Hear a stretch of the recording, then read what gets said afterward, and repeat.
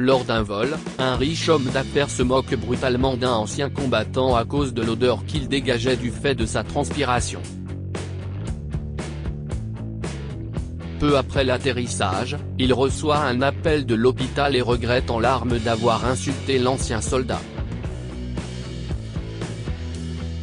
Joseph Millet, 53 ans, est fier des boutiques de mariage qu'il dirige dans la ville. Chaque unité possède une vaste collection de costumes de marque coûteux, de robes de mariée et de tout ce qu'une personne peut désirer pour rendre son mariage spécial. Gravir les échelons du succès n'a pas été facile pour ce magnat des affaires. Né de parents pauvres qui arrivaient à peine à joindre les deux bouts, Joseph n'a pas eu une enfance rose. La faim et la pauvreté lui ont appris la valeur de l'argent et, en grandissant, il a commencé à ne penser qu'à lui. Il pensait que pour avoir du succès, il n'y avait qu'une seule voie, se battre pour soi-même sans compter sur les autres. Et personne n'a aidé gratuitement sans attendre quelque chose en retour, pensait-il en se motivant. Finalement, ses efforts ont été récompensés. Il a obtenu une bourse qui lui a permis de faire des études universitaires sans débourser un seul centime. Joseph a étudié dur et a obtenu son diplôme avec la mention summa cum laude, la plus haute distinction. Il était prêt à affronter le monde, déterminé à prouver qu'il peut obtenir tout ce que les gens ont dit qu'il ne pouvait pas avoir à cause de sa pauvreté. Le temps passait trop vite tandis que Joseph se consacrait corps et âme à atteindre le sommet de la réussite. Et il y est parvenu. Il possédait tout ce dont il avait toujours rêvé, une fortune qui pourrait facilement durer des générations, une belle épouse et un fils adorable dont Joseph avait déjà décidé de l'avenir. Mais, papa, je veux servir le pays. L'argent n'est pas tout dans la vie, et après avoir vu le père de mon meilleur ami Marc, qui est dans l'armée, je veux également devenir un soldat, a dit Kevin, 22 ans. Joseph était déconcerté, car il voulait que Kevin reprenne l'entreprise familiale après lui. Il est resté muet et n'a pas compris le choix de son fils. Son amour pour Kevin dépassant les rêves qu'il avait pour lui, il accepta donc de le laisser partir. Joseph est fier de son fils, mais il lui manquait chaque seconde. 3 ans après, la prochaine grande étape de leur vie est arrivée, la naissance d'Eric, le premier garçon de Kevin et de sa femme, Sally. Joseph était l'homme le plus heureux de la terre après l'arrivée de son petit-fils, et il a célébré cette joie en inaugurant une nouvelle boutique dans un autre état. Après avoir assisté à une réunion importante avec un client dans sa nouvelle succursale, il a pris l'avion pour retourner dans sa ville natale. Quelques minutes après le décollage, une hôtesse de l'air a montré à M. Aaron, un vétéran avec des brûlures mineures sur les mains et le visage, un siège à côté de Joseph. Le front de Joseph s'est plissé et il a froncé les sourcils, exprimant ainsi sa gêne. Il s'est couvert le nez avec un mouchoir et a essayé de rester calme, mais n'y arrivait plus, car l'odeur de sueur émanant des vêtements de M. Aaron pénétrait son nez et le dégoûtait. Joseph n'a cessé d'épousseter son costume et a senti son blazer à plusieurs reprises pour vérifier si l'odeur de sueur n'avait pas déteint sur son costume. Il n'a pas pu contrôler son tempérament et a commencé à crier sur M. Aaron, qui toussait et faisait signe à l'hôtesse de lui apporter de l'eau. Joseph n'a pas arrêté de crier sur Monsieur Aaron tandis que tout le monde à bord se retournait et commençait à chuchoter des choses. l'hôtesse de l'air s'est précipitée sur les lieux et a tendu de l'eau à M. Aarons, prenant sa défense. Monsieur, restez calme, s'il vous plaît. Vous ne pouvez pas être impoli envers un passager. Cet homme sent le pourri.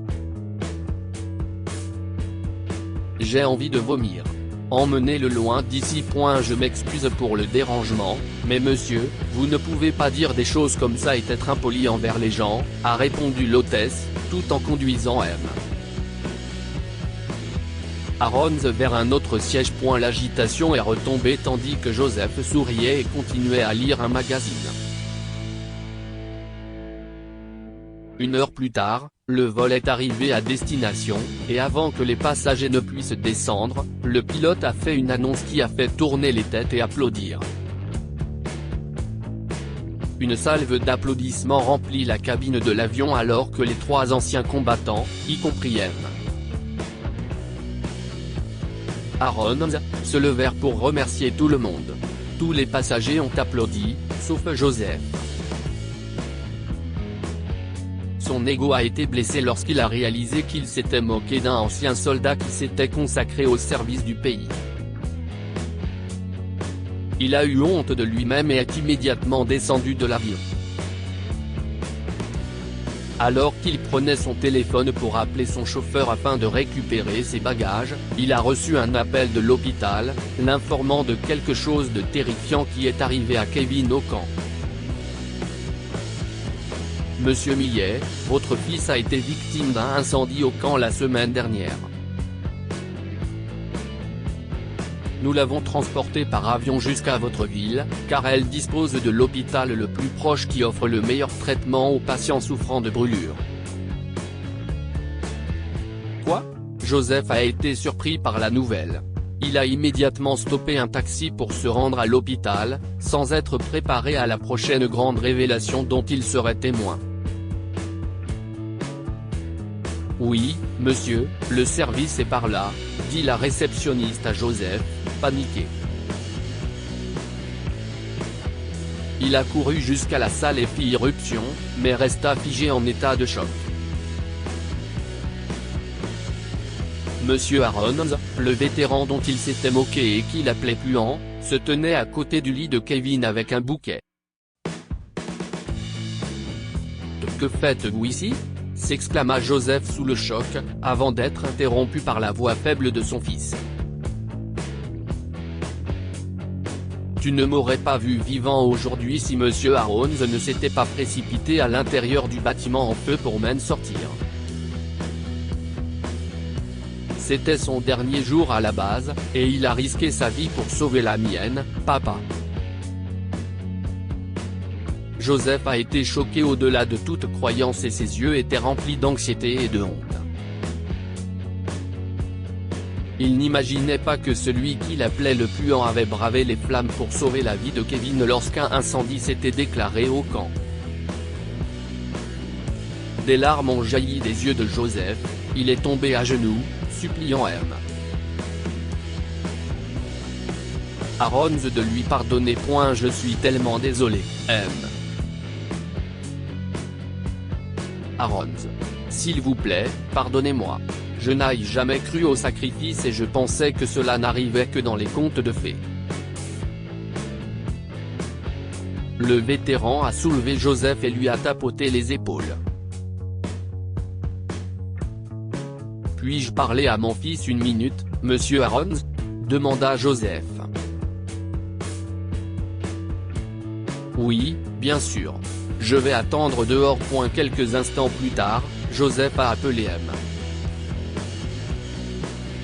Aarons à l'intérieur et l'a serré dans ses bras, lui proposant d'être le parrain de son petit-fils Eric.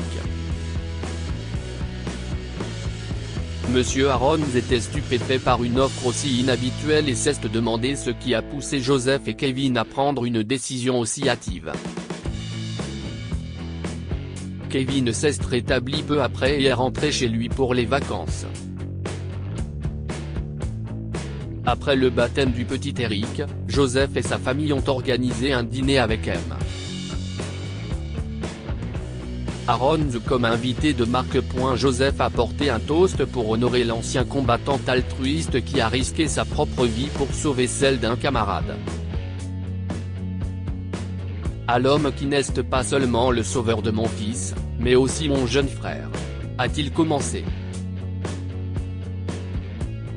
Ne jamais juger un livre à sa couverture, j'ai entendu des gens dire, mais je n'ai jamais connu la profondeur de cette morale jusqu'à ce que je voie mon fils vivant. J'ai réalisé que tous les héros ne portent pas de cape, et je salue le soldat qui m'a montré ce que sont la bonté et le sacrifice.